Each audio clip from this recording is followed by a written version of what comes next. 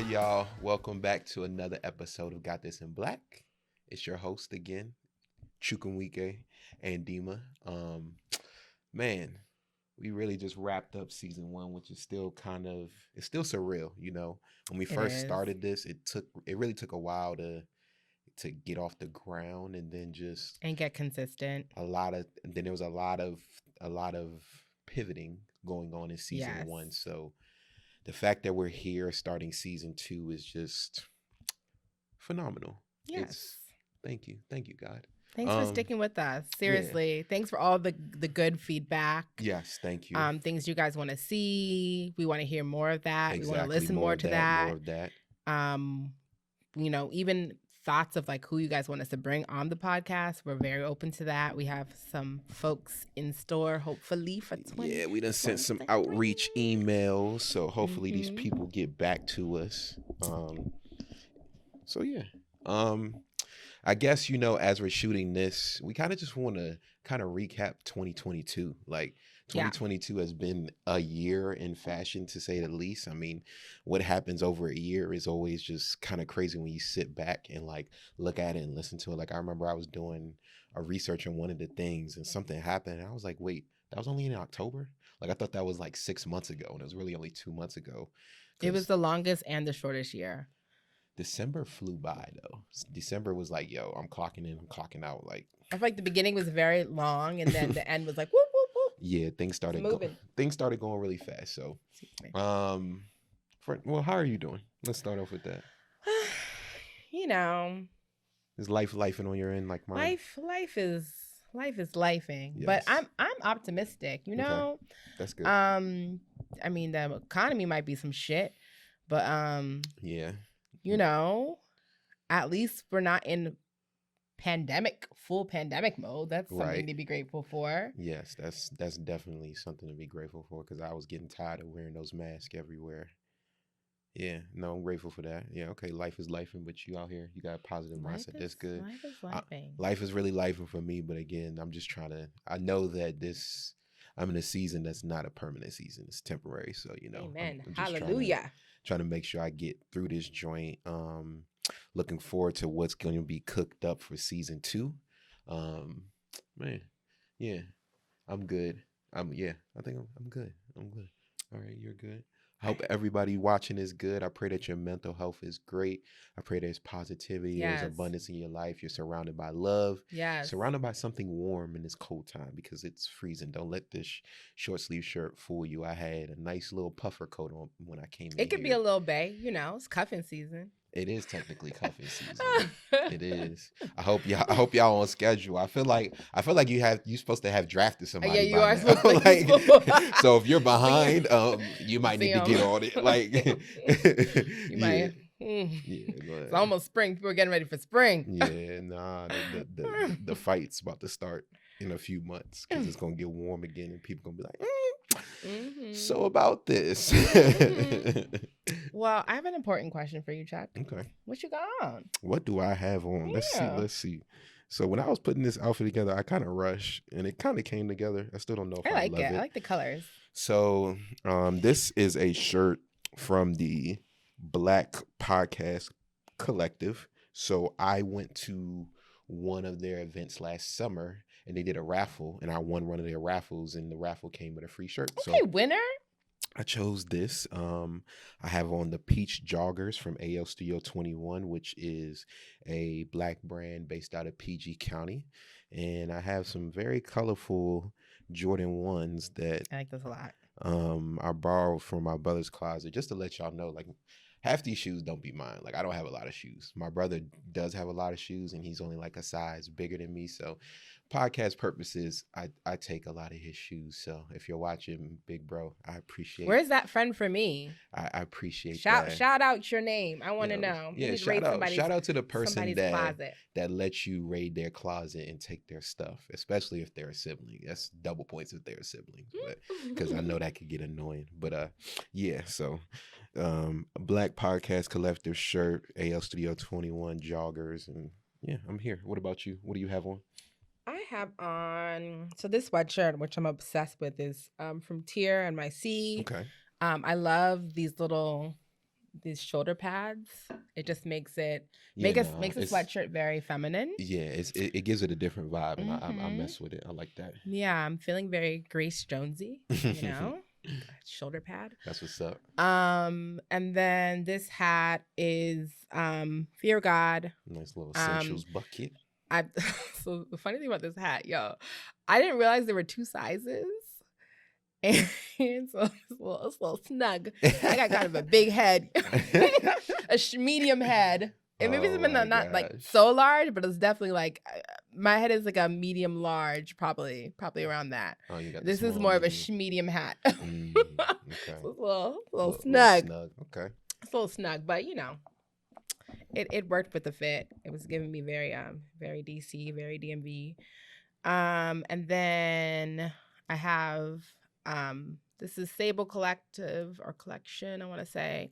They have a bunch of different Black owned jewelry companies, and I think they have some interior stuff.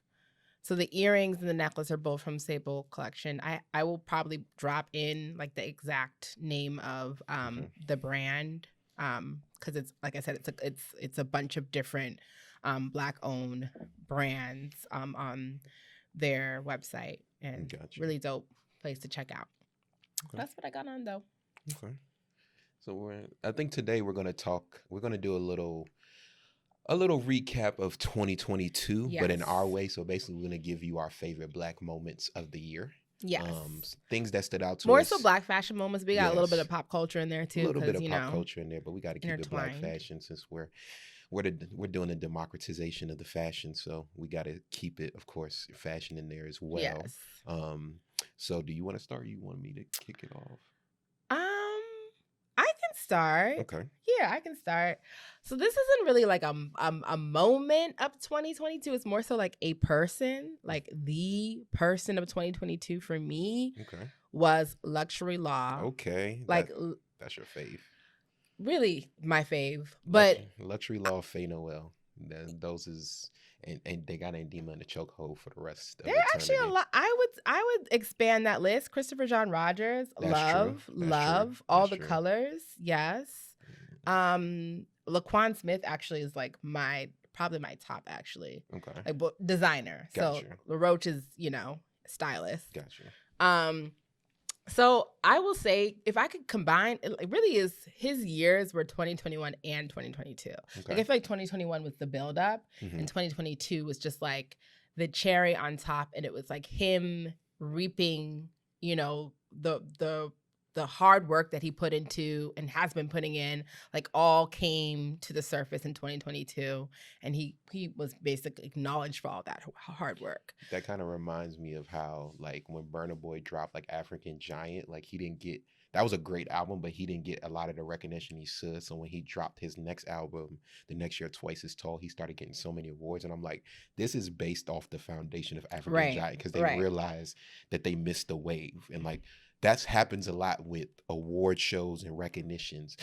Most of them, they're late to the wave. They don't pick it up. So they'll catch it a year later. They might catch it 2 years later. So just know when you yourself, you're in your grind mode, it's going to be 2, 3 years, maybe 3, 4, 5 years after it's done for people to kind of pick up to see like, oh, we see what that person is doing, even though you know that you're moving and you're shaking and you're doing things. So don't get discouraged. Yes. They're going to be late to the party. Definitely.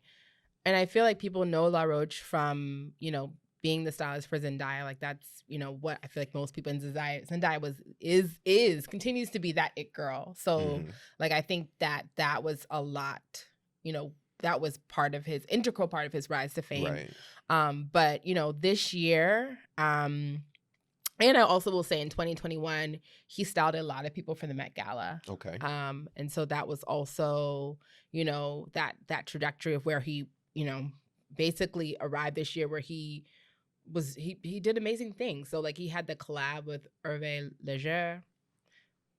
Don't make fun of my French, y'all. I was about to say, look at that even Leger. We democratizing fashion, so we democratize French. We democratizing French. I can speak Spanish fluently, so Oh yeah, because so for my birthday I went to Tulum. And Dima was, of course, invited because that's my dog from high school. And she was doing a lot of the bidding when we got our taxis. Because when you Oh get to Lord. Tulum, oh my gosh, do you have to negotiate every single taxi ride? And Yeah. the best negotiators, you have to really be willing to walk away. If you don't have that, you're not gonna get your price. Because there's plenty of times we was like, yo, we're not gonna take it. We're gonna find another cab. We take like 5 steps. They see we not turning around. They're like, oh, okay, fine. They were some real assholes, I But gotta say. but Andima was doing all the bidding, so she when she says she fluent in Spanish, like nah, I feel like she they not fluent. fleeced us. It was the fleecing. They definitely like you. I don't know if you can avoid that in foreign countries. You're gonna get fleeced. It's just you have to try to keep it to a minimum. Yeah. Like don't try me that much. Yeah. Shit. Yeah. Yeah, but so he had this dope collab. And then I think the highlight obviously was that he received the inaugural stylist award for American fashion at the 2022 CFDA Awards. So I mean, well deserved. And I think that one thing, like for me, it's so momentous because inaugural stylist of American fashion. And I think for so long, we were not part of the conversation when it came to American fashion. And so that's why it's so groundbreaking that he received this award because, you know, this Black man with weave down to his ass is receiving this award. Like, what? Yeah. And it's so well deserved. It definitely is. Very well deserved. So, you know, shout out to La Roach for this amazing achievement. You know, I'm sure this is the beginning of much, much, much more to come. You've already accomplished so much and one of the hardest working people in the business. So, you know, really awesome year. And I'm really sorry about Legendary. I hope it finds a way to come back because I freaking love that show. It's the best. So I can't believe they canceled it. It will be back. It will be back. It will be back. Let's clap it up. Clap it up for Luxury Lala Roche. One of our top moments of the year. Great work. Keep continuing doing great work. Top stylist of the year. Top stylist of the year. For me, I think a moment that we both talked about when we discussed is Miss Robin Fenty, Rihanna changing maternity fashion for the future. Like she popped out like no games, like all stomach, like you gonna see this. Like so many times maternity fashions is covering up that belly, is kind of hiding it. Like even from the fact that, you know, there was that thing with breastfeeding where it's like, oh, you can't breastfeed in public, you gotta put the cover on the child. And now like they're breastfeeding now, and then Rihanna was all right, I'm going here, like showing her stomach. And it was just like I really feel like when it comes to taste, like there's nobody like better than Rihanna when it just comes to taste. Like from music to fashion to whatever she touches, she just has like, she was gifted with such great taste, and she just always looks good like in what she wears. Like I can't remember a bad Rihanna fit, like whether she's going on her masculine side or doing her feminine thing. Like and now, like, you know, her moms, all the moms gonna have their stomachs out now. Oh yes. Yes. And go ahead. I seen Kiki already. I said, go Kiki, ahead, girl. You look cute. Yeah. But that was just a game changer. Like that was I think that was a big moment. I think that was a big liberator for women in general. Yeah. And it's dope that a Black woman is at the forefront, like they usually are. Yeah. And it's also just about being comfortable in your body. Right. Like I think that, you know, when you are pregnant, your body changes. Yep. Like in a bunch of random ways that you don't even freaking expect it to. And to be a celebrity in the public eye, like, you know, people will say whatever. They will talk about you. And she she exuded confidence. And she was glowing and she was beautiful. Confidence, elegance, swag, sauce, drip, whatever you want to call it. Like, and was about her business. Yes. About her business. Yes, like I saw her in one outfit. It was like it was a Fenty makeup event. And she had her beautiful pregnant belly. She just looked so cute. So shout out Riri. Yeah, shout out Riri. And congrats on the Super Bowl Is new music coming? What's about to happen? Let us know. Don't hold your breath. I want to know. Don't hold your breath. And then to the Navy, don't hold your breath. I don't think we're getting any. I think there were rumors that she had recorded something and it was she's put it on pause with the baby and it's there. There are rumors floating around. You think they're just that rumors? Yes, I don't know. I feel like she's about to pop out with something. I think she popped in the studio to do her Black Panther song, and then after that, she was like, "All right, that's enough for them. I'm good." Damn, stop playing with us, Riri. Right, Shorty is a billionaire. She's trying to get more billions. She's not worried about music. Music is one of the lowest paying art forms now with a lot of the deals that they're in. Bro, she gets so much more money between Fenty and all the other stuff that she's doing. But she's gonna focus. She's gonna keep grinding. But she could just do one of those Netflix specials like Beyonce. There are ways. Bro, Beyonce ain't giving us anything. She just whatever Beyonce it's gonna be the concert, and we about to all just go broke off of that concert. Not in the first 2 years of that son. There's no way. You gotta sit down. Everybody who had a kid, who I know had a kid, said those first 2 years you can't do nothing. So everywhere so needy, so much love needs to be given to them. She's not seeing no just studio, the Super Bowl, no time soon. Keep it moving, keep it pushing. She gonna rehearse for that Super Bowl, and then you just gonna see Fenty for the rest of the year. Okay, just know that, Navy, and you heard it here first. All right, but yeah, no top moment. Let's clap it up for Robin Fenty. Okay, so I'll go back to back like Drake, like the cover of Lethal Weapon. It's funny that we talked about that too. A little bit foreshadowing. So the next moment that I want to talk about, I think might have been overlooked a little bit, but it's the actress Jodie Turner Smith, and I'm talking about her fashion run at the Venice Film Festival. So, Jodie Turner Smith, she is an artist, actor on the rise. She really kind of blew up with her role in Queen and Slim in 2019. She also has a couple movies out in 2021, After Yang and Boleyn. I'm sorry if I messed that up. But she is basically a budding actor that kind of just blossomed now. And I feel like this run at Venice Film Festival was just phenomenal. Some of the pieces she wore, she had a custom Harbison gown to the premiere of The Whale. She wore a denim Balmain gown to the premiere of Bones and All. She wore an ombre chiffon suit from Casablanca to when she arrived. And one of the in one of the appearances, she wore a semi-sheer Gucci dress. She loves Gucci because I was doing research. She wore a lot of Gucci dresses to a lot of premieres and stuff. She wore a Christopher John Rogers maxi dress. The colors on that thing. Christopher John Rogers. I feel like let me tell you about the colors on this thing. He makes clothing for Black women. I just know that he just has us in mind. He's a Southern man who understands what the fuck looks good on us. She looked in that maxi dress, bro. I'm not gonna lie, I fell in love a little bit. I'm not gonna hold you. She looked gorgeous in that CJR maxi dress. Then she also wore a fringe dress by Raiza Vanessa, and then one of her other looks, which I really love, she wore a CJR silk corset that was yellow. I'm sorry, turmeric. Got to get the color right. And then she color blocked it with a ball skirt dress from the Resort Collection 2023.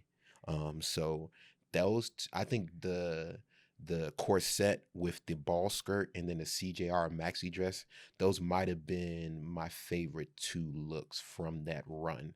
But it was just, man, go type in Jodie Turner Smith Venice Film Festival and just look at all the looks that she gave us, killing it down to the jewelry, to the elbow length gloves. I think she wore a pair of green elbow length gloves with the sheer Gucci dress, which is black with silver crystals going down. She honestly looked amazing. So I think the thing I love about what she was able to achieve from a fashion perspective. It's like Joni Turner Smith she's a beautiful, dark-skinned Black woman. Gorgeous. And rarely do beautiful, dark-skinned Black women beyond like, the models, which of course, like obviously are a model, we know the models who I'm talking about, but rarely do they get to be identified as fashion icons. Mm-hmm. Especially, I would say, when it comes to like Hollywood. Right. Like, sure, in the model industry, yes, but like when it comes to Hollywood, it's like it doesn't really happen. Like, of course, we've got the gorgeous Zendaya, who, she is a fashion icon in her own element, and Rihanna, she is a fashion icon, but like I feel like there aren't as many dark-skinned Black women who get identified as such, and so I hope that she will continue. I don't know if I can say continue, because I don't feel like she got as much attention that she deserved. Mm-mm. But I hope moving forward that people start to recognize, her as a fashion icon and what she's been able to bring to the table during the cons, the festival. So, and also like to say, people don't know this, but I feel like she walked so Rihanna could run.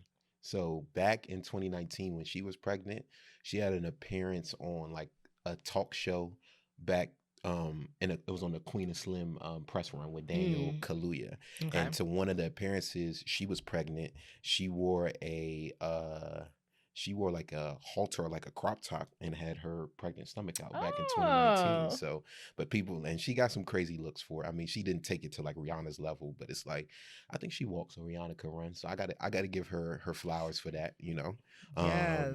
But for those of you who don't know anything about Joni Turner Smith, I'll just give you a couple quotes when I was researching.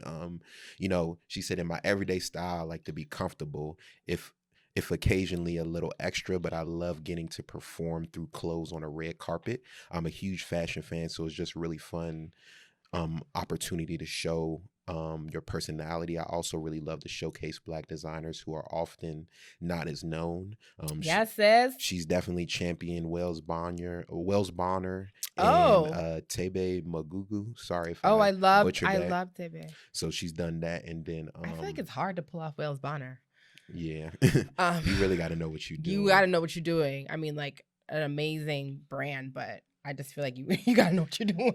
Yeah, and I said she wore a lot of Gucci, and she wore so much Gucci that even led to her directing a little mini film for Gucci. So that was dope.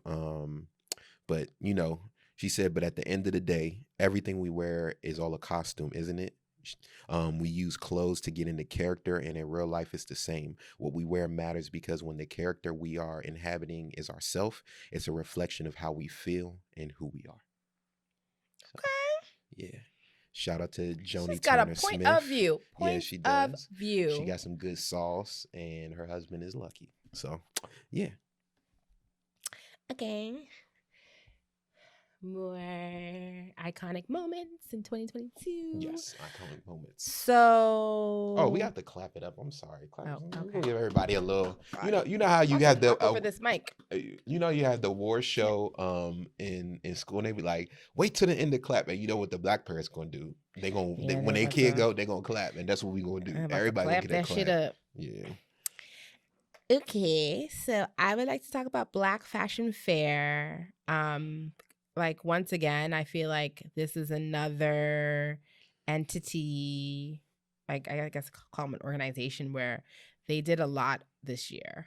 A lot of amazing things. Mm-hmm. The first of which had me scrambling for coins in the new year was they released an inaugural magazine. Was a 200-page spread, and they had different issues. And it was just all about celebrating Black designers, Black stylists, Black art directors. It was also a collab with Warby Parker. They had released some frames with them, and so they showcased that in the magazines as well. But I just remember on Twitter, like, people talking about it when it was released. It was a huge deal. and they sold the magazines. They were like $95 a pop. A lot of them sold out pretty quickly. There actually is one issue still available. So like you heard it here. If you want to check it out, you didn't know about it this year, go ahead and grab you an issue before it's gone. Yep. That's gonna be a collector's item. Yeah. Sure. And so, you know, they had that partnership, which was, I mean, that release, which was really amazing, that I thought was awesome because it reminded me, you know, back in the day, like, you know, we have Essence, we have Ebony, we have like these fashion, I wouldn't call them fashion, they're more like lifestyle magazines that exist, but we don't have as many like high fashion, like couture type publications that are out there. That's dedicated to us.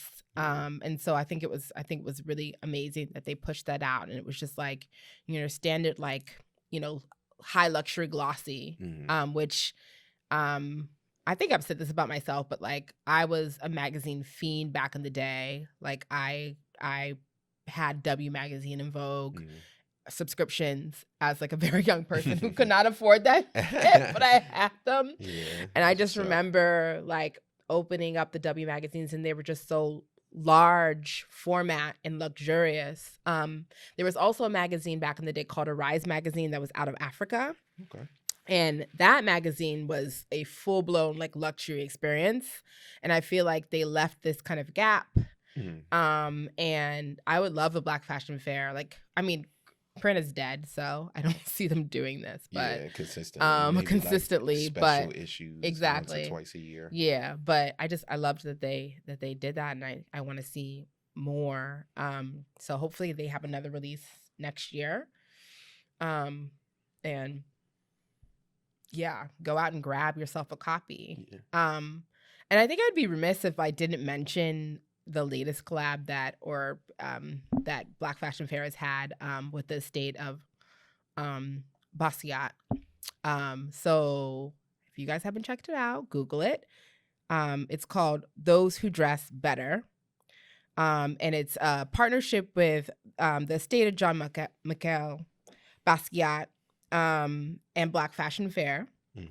And they collab with 9 designers to basically, they challenge them to say, okay, like, you know, create something that represents what it means to dress better, you know, with an homage to John Michael Basquiat, who did have a fashion line. People don't really know about that, but he did. I wasn't hip either. Yeah. And so most of the designers they work with are like based in New York. So Head Estate, Hanifa, Advisory, Brandon Blackwood, Amagier, Theophilio, Who Decides War, Ben and Water, and Johnny Nelson. If you go to Black Fashion Fair's Instagram, you can kind of see a rundown of like all the collab looks. And you can actually purchase some of them on the website, which there's some really dope ones. So definitely check it out. But like, you know, Anton Gregory, who's the founder of Black Fashion Fair, has really done some amazing stuff. He's a phenomenal storyteller. I didn't know that about him. That's awesome. Yeah, like I think that's through fashion he does his storytelling, because like even some of his lines speak to like family and his background and stuff like that. And I think he uses fashion to do a lot of storytelling, and especially Black Fashion Fair. But I think he does a great job as a creative of telling a story.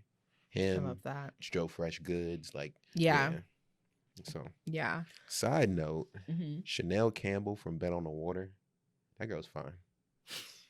I was doing research because this Those Who Dress Better, that's one of our current events that we were going to talk about. When I was doing the research and I was looking at the video, like they have like a 37-second video, and I paused it at 10 seconds because I said, yo, who is that standing next to this black Basquiat dress? This girl is fine. So shout out to Chanel Campbell. You are fine. Stop hiding behind the scenes. I was sitting there trying to find the Instagram. I couldn't find the joint. Like, but let me focus. But yeah, so yeah, she named the nine Black designers of Those Who Dress Better. Some pieces are for sale. Some of them are going into an exhibit. So those pieces that are for sale, you can find them on the Black Fashion Fair's website. Some of the pieces, there's a sweater featuring a painting from Basquiat in knitted form. There's a throw blanket, some stud earrings in the shape of Basquiat's recognizable crowns. There's also a Basquiat painting printed on a t-shirt. So those are, if you go on Black Fashion Fair's website, some of that stuff is for sale. Hopefully it might still be there by the time you get there. It might not be, but then the rest of the pieces are going to an exhibit in New York. So that's pretty dope. I'm glad that I like this move by Basquiat's estate. I think this was a very thought out, very well planned move. It made a lot of sense. So shout out to the Basquiat estate. Shout out to Antoine Gregory. Shout out to Black Fashion Fair, another one of those platforms similar to Harlem Fashion World that's really doing what it needs to give us a platform. So you are definitely appreciated. We're gonna give you a clap as well outside of snaps. We're gonna do snaps. Okay, we can do snaps. Change it to snaps. Okay. Do you have another moment? I do. It's once again, I don't know. All mine were very broad. I don't know. I didn't do well with the assignment. But I think in general, year after year, we really do see New York Fashion Week becoming more diverse and more diverse. Still, of course, a lot of work to do, but headed in the right direction. Right. And this year specifically, we saw a lot of Black fashion designers really making waves in the industry. This year, more than 25% of New York Fashion Week's official schedule featured Black-owned brands. Like that. Step in the right direction. Yes, let's keep that trajectory going. So impressive. And I think, definitely a round of applause to the designers who have been doing it consistently, but also the ones who, this was their inaugural moment being featured on this platform. And, we really recognize all the hard work that went into that. Right. It's not easy to be recognized in that industry. And so it's just so impressive. And, I think also there was a lot there've been a lot of honors that occurred as well, or that have been occurring. We already talked about luxury law.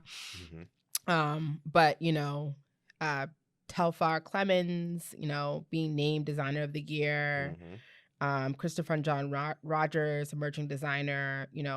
These were things that have happened in recent years, and I think is also charting the pathway. And being able to have more Black designers featured, and, to become part of the CFDA and things of that nature. So a couple that I would shout out, we all know the amazing June Ambrose. Yes. Who the queen of the big hats. Yes. The queen of the listen, June keep a big hat on deck, and I love every one of them joints. Shout out to you. Her daughter goes to Morgan.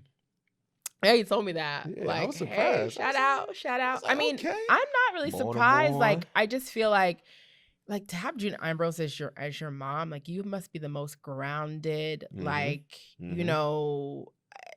got a good head on your shoulders type of person. Yeah.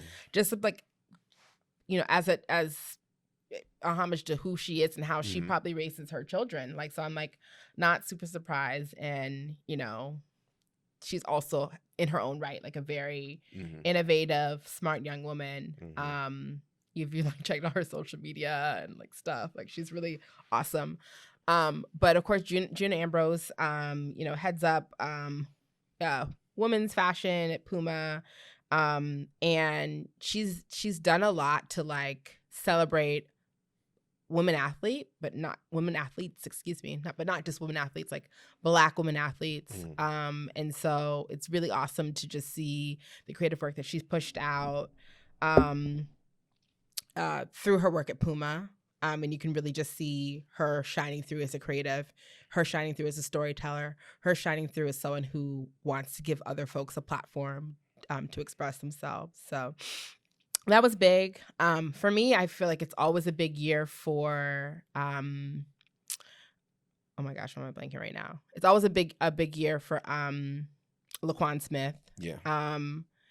From him doing a fashion show at the Empire State Building in the past to just consistently putting out quality work.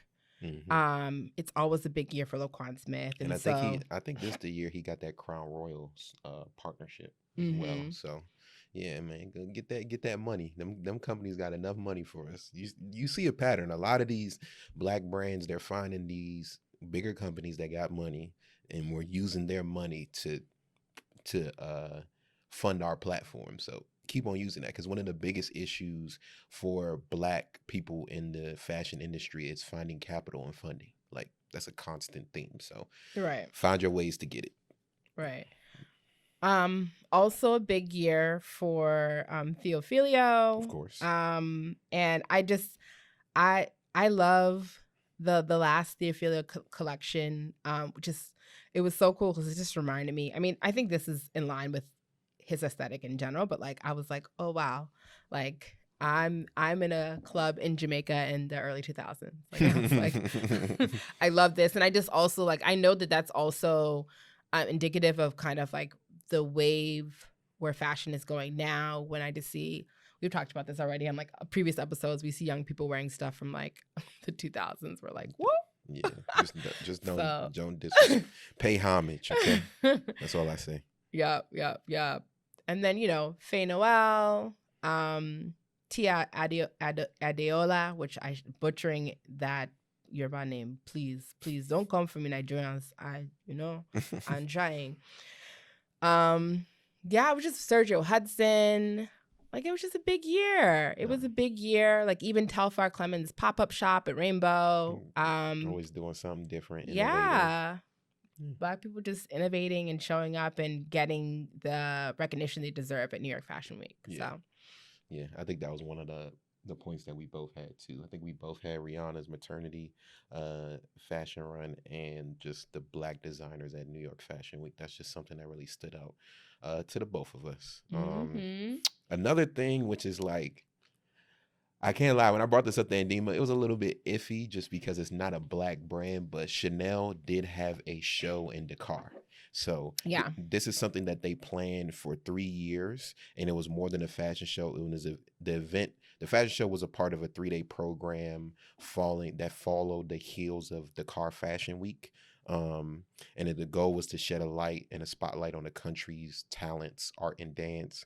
Chanel did get buy-in from the president and the ministry there was so much culture in the event, and they plan to continue to work with the local talent.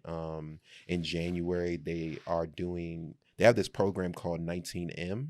And so that will focus on work created in tandem with some local embroiderers and local crafts people. And that will later form an exhibit that will be hosted by the brand back in Paris. So I didn't know it went that deep. Yeah, I think that this was one of the times that a white company actually did their homework, and I think it shows in the fact that they planned it for 3 years before they did it. They just didn't kind of jump. They said, how can we really be a part of it? But is it a little tone deaf though? And the reason why I say that is because I think it kind of popped up recently in a meme, and I did some research. So it's like, basically Alton Mason. So Alton Mason, he met Karl Lagerfeld during a campaign shoot for Karl Lagerfeld's brand, where he was photographed. May he rest in peace. Yeah, of course, may he rest in peace. Where he was photographed by Lagerfeld himself and scouted to walk. And he ended up walking for Chanel in 2018, 2019 in their art show. But it was just like, the reason why I say it's kind of tone deaf, because in 2018, 2019, Alton Mason was the first black male model to walk for the luxury house in its 108-year history.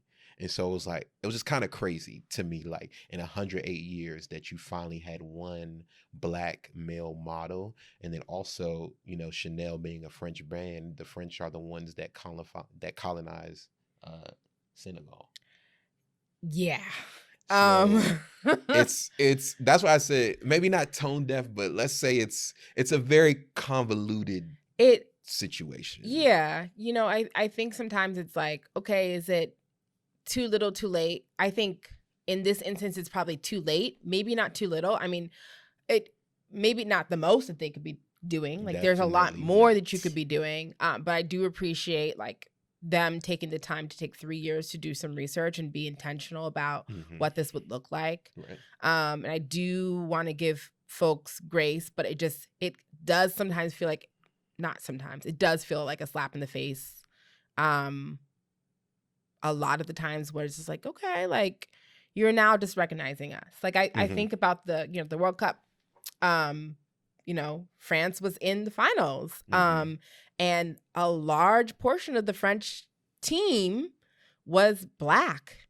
And when you think about Paris, and how Black people are treated who live in France, they're not treated very nicely. No, they're not.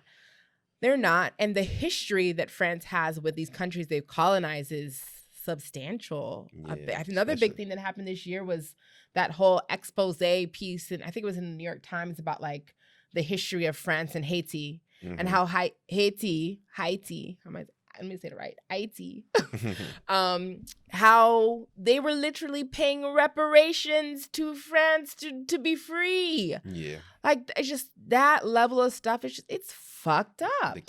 King Leopold. Yes. So I just like, it's a step in the right direction. It's a step in the right direction.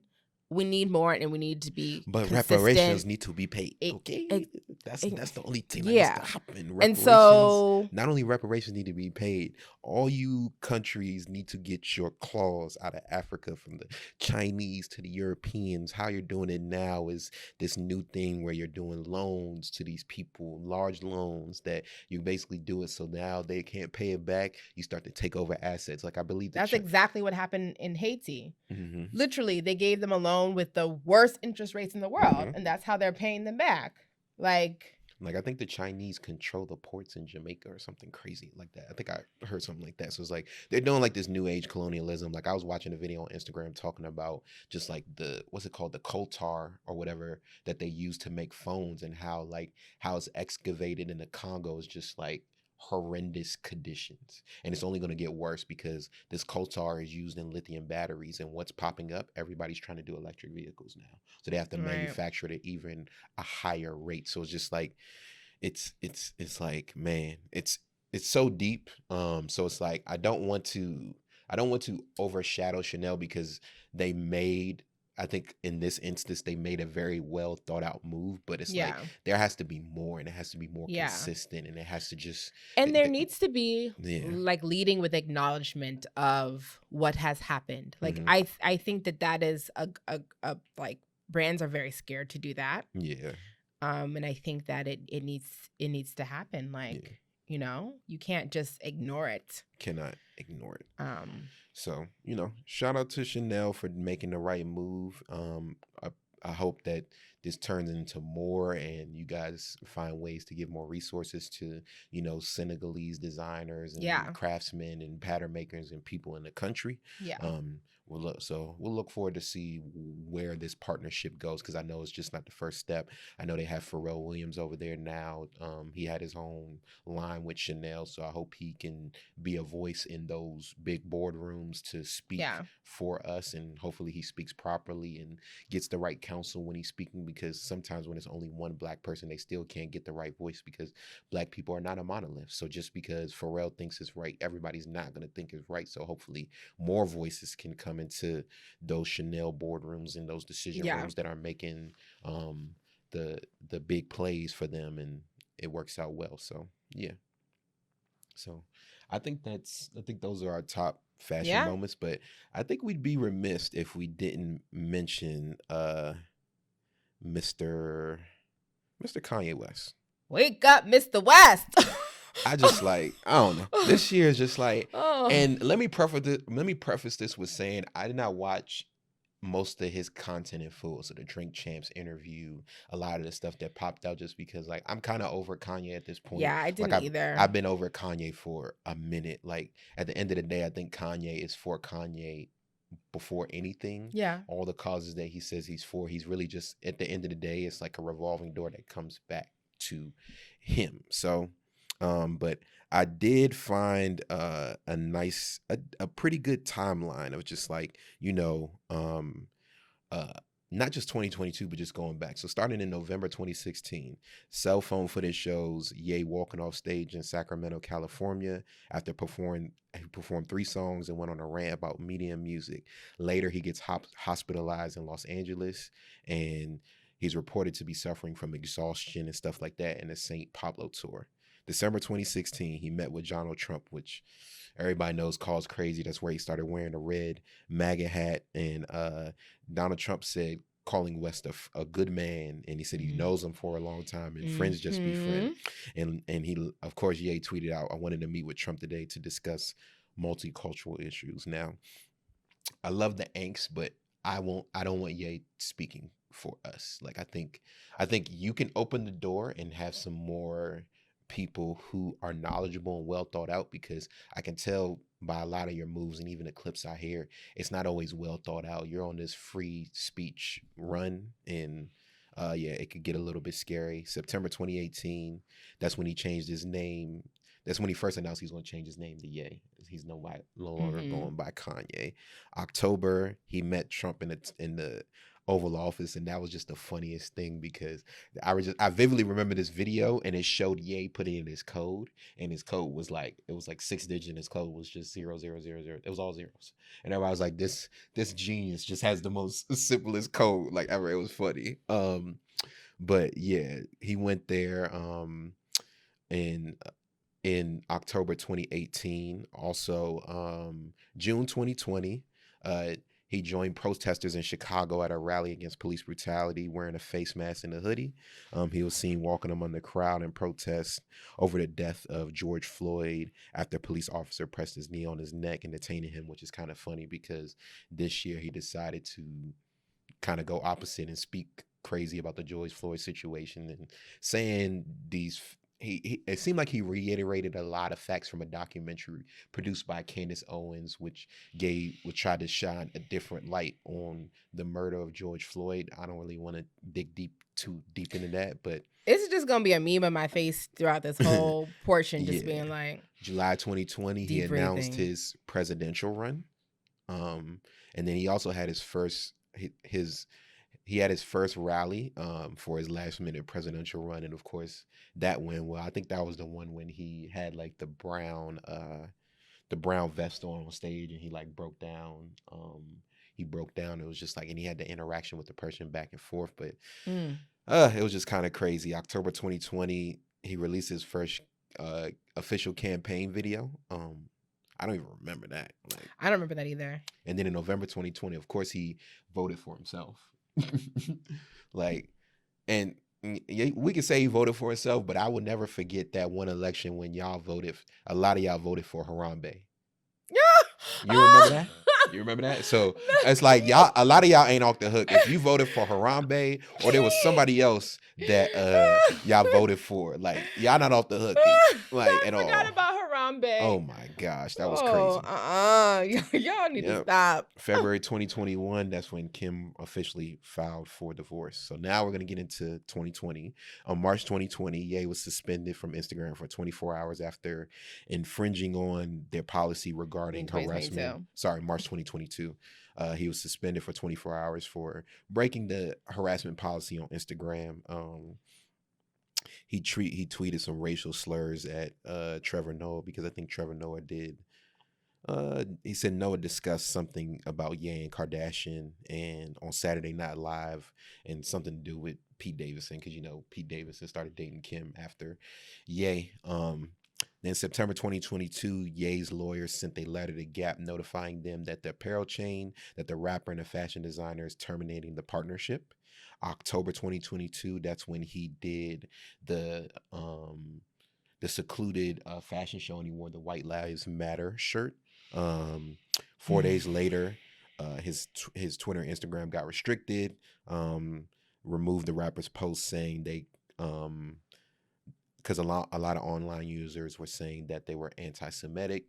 Also want to say anti-Semitic, like, you have to break down the word anti-Semitic. Semitic means Semite. Now, Jewish people are one of the groups of people that are included in Semites, but there's 4 groups that are included in Semites. I can't remember all 4 of them. So just understand that Semitism and Semites do not just only include Jewish people. Because I feel like the Jewish community is one of those communities you just can't really say nothing about, because it always just turns, whether you say something good, bad, good stereotype or whatever, it's like, it's almost like you're not supposed to say anything about them. But Semitism is not just Jewish people. There are 3 other groups in that. So I definitely want that known to be out there, because when the whole Kyrie Irving situation happened and he was saying, like, how can I be anti-Semitic when I know who I am? That's what he was saying, because he understands that Semites are not just Jewish people. There are other groups of people that are grouped into that. And I believe he's traced his bloodline back to those people. So that's just something to point out.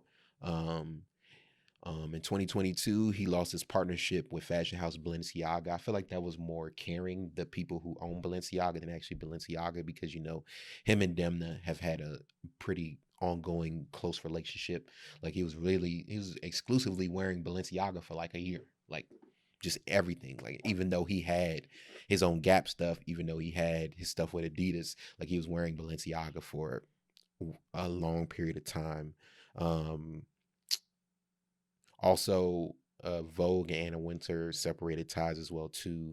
And then when Adidas terminated their partnership, they reportedly lost like $246 million. Like, that's how much they were willing to lose to sever ties with this man.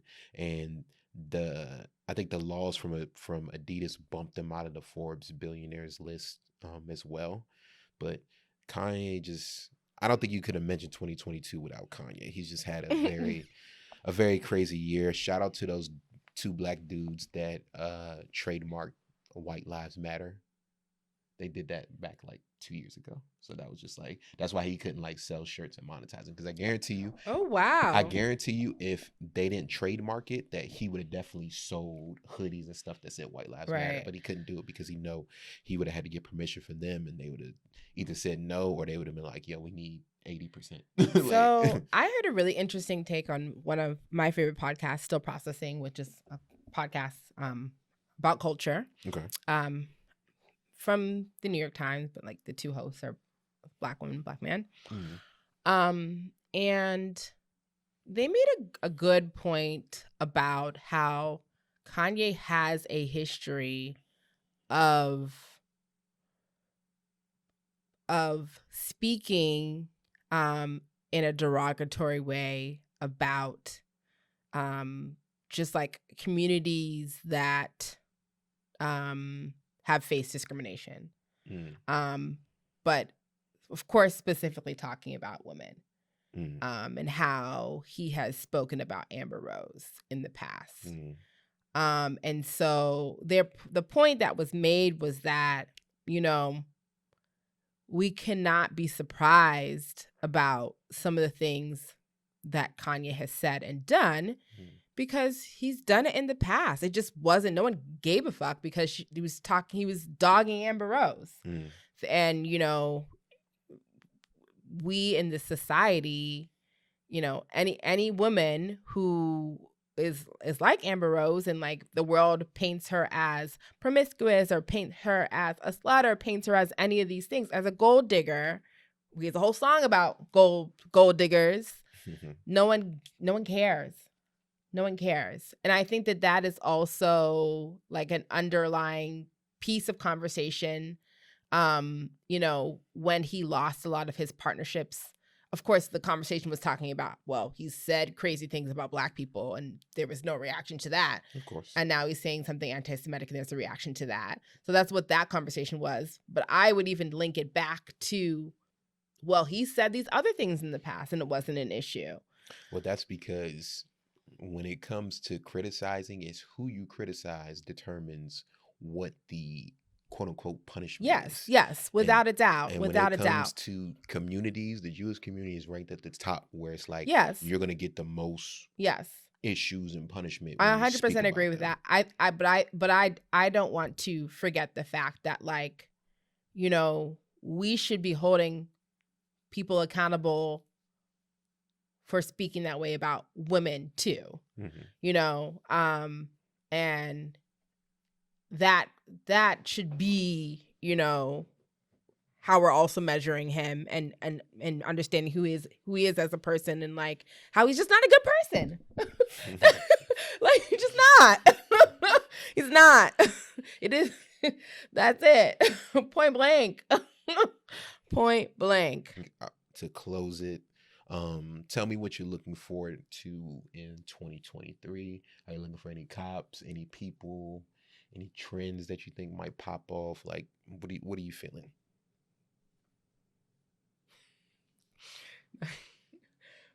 My mind went into a weird. I gotta frame it nicely. I'm looking forward to more Black women winning. Okay. Okay, Issa. More Black women winning. Yeah, that's the vibe and the energy that I'm feeling. And I will also say, not at the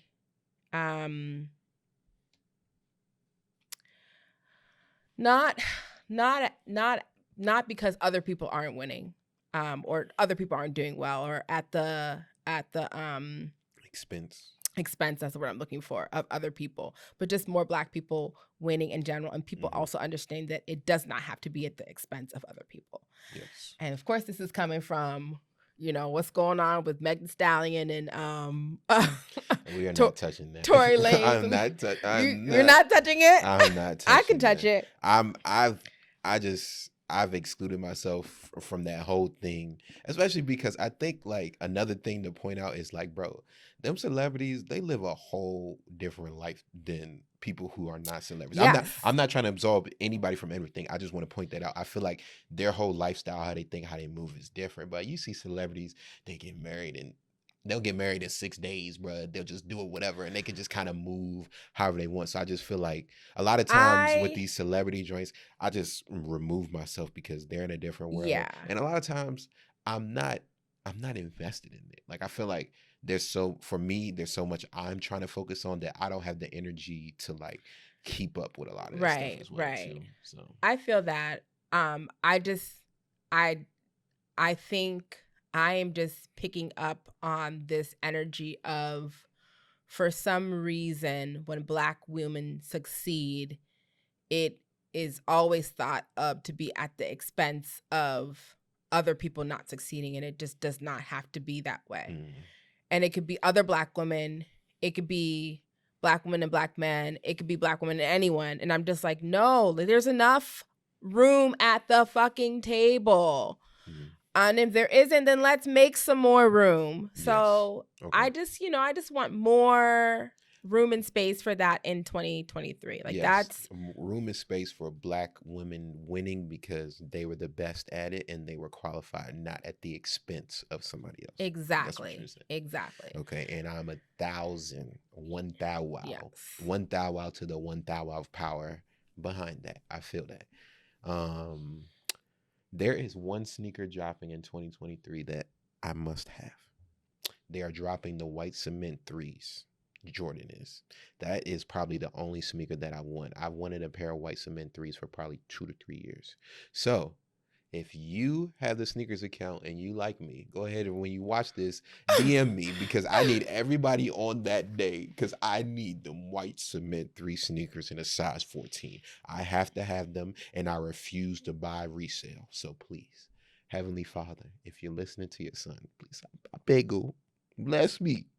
But other than that, some things I'm looking forward to. I'm looking forward to see what Gerald Lorenzo does with his Adidas partnership in 2023. I'm looking forward to see what Kirby does now that he has left Reebok. I'm very interested in that. I'm interested to see where Kyrie Irving goes now that he left Nike with his shoe deal. I saw that he met with Saya Collective, Somewhere in America Collective. That is a Black-owned brand, Black-owned fashion designer that does sneakers and does clothing. He is based out of the Bay in California. I believe he's originally from New York. He's also a veteran as well. They had a meeting, so I hope something comes to fruition from that. That will be very big for independence with Black people as well.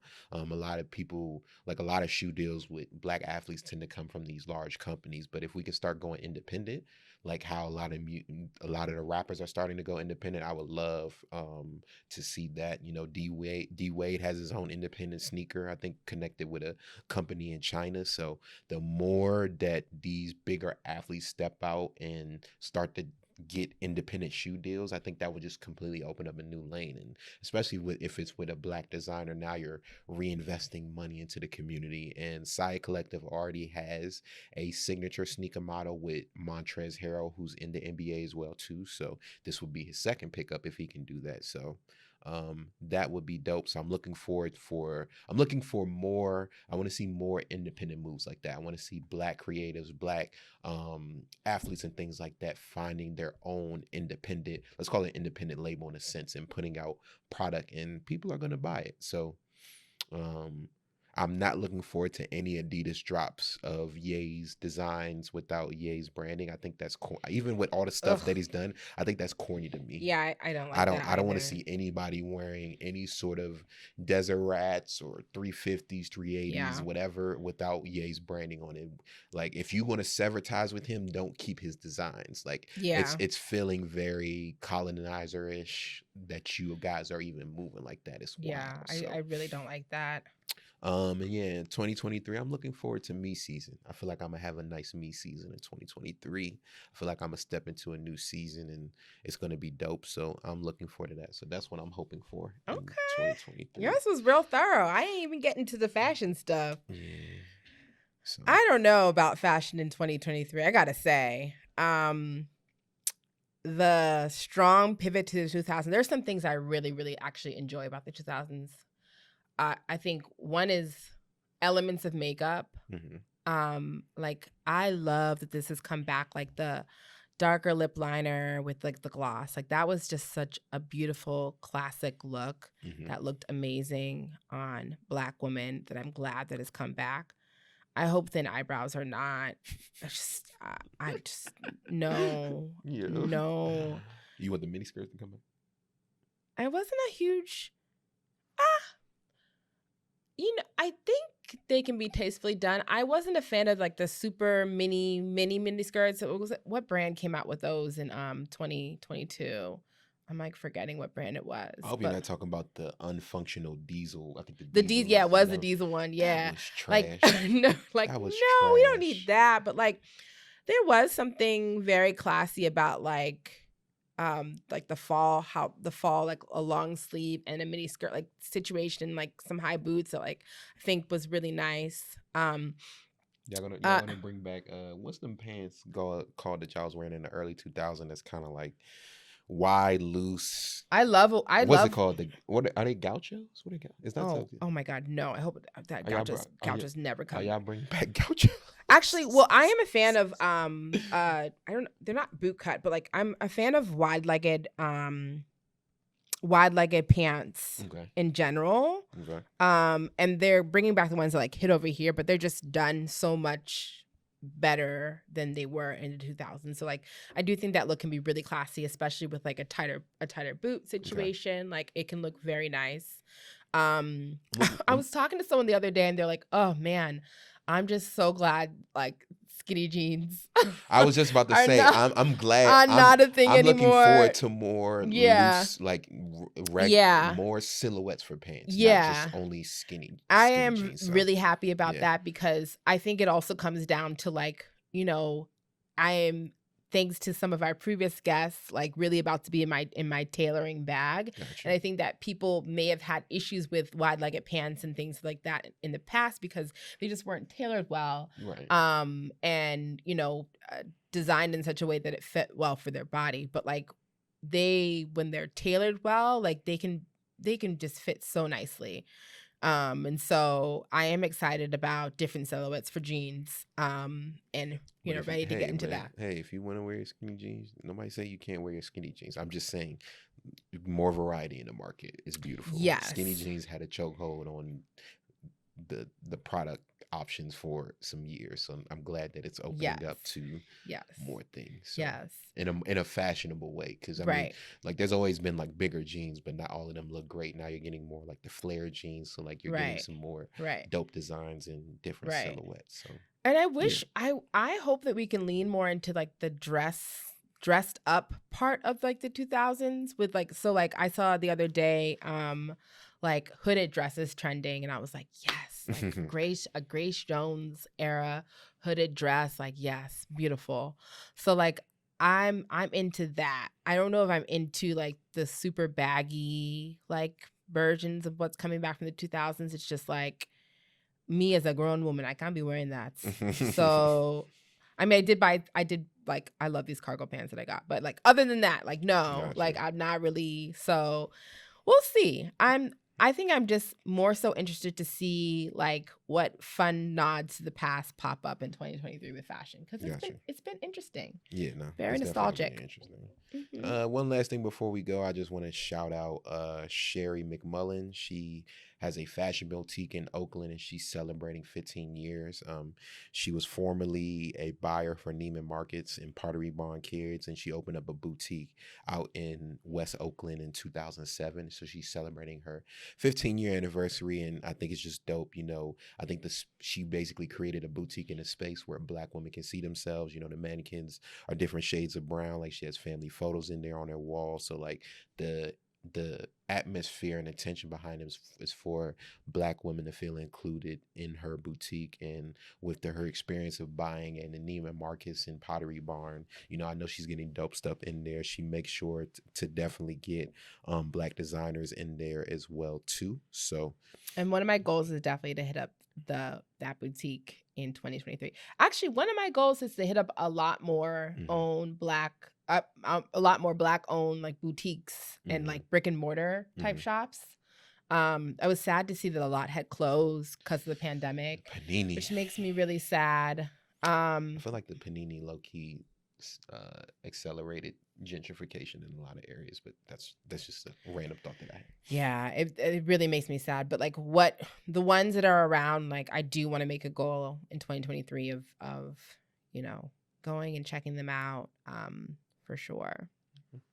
All right, I think we're gonna wrap up that episode with that. Thank you guys for tuning in. Of season 2 now, Season episode 2, episode 11. 11, yes. And just remember, again, this is Got This in Black, the home where we highlight Black designers, Black photographers, Black makeup artists, all the Black people, directors, Black art directors. Black creatives, all the Black people behind the scenes, the people with the sauce, the swag, and the drip with the melanin. That's what we do here. You can find us at Got This in Black on Instagram and TikTok. You can also find our channel Got This in Black on YouTube. Please like, comment, subscribe, and share with the homies. We are looking for interns as well too. So if you're interested in interning, please hit us up and let us know. Other than that, and we got a podcast too. Like we got an actual audio podcast too. Don't forget Spotify and Apple Music. I said Spotify. Oh, you did? I thought I did. Okay. I thought I said Spotify. If I didn't, I'm sorry. Spotify, Apple Music, we on there. Like, comment, subscribe. YouTube as well too. Crazy. So yeah, and like I said, we're looking for interns. Until then, stay blessed, stay in abundance, and peace. Stay Black.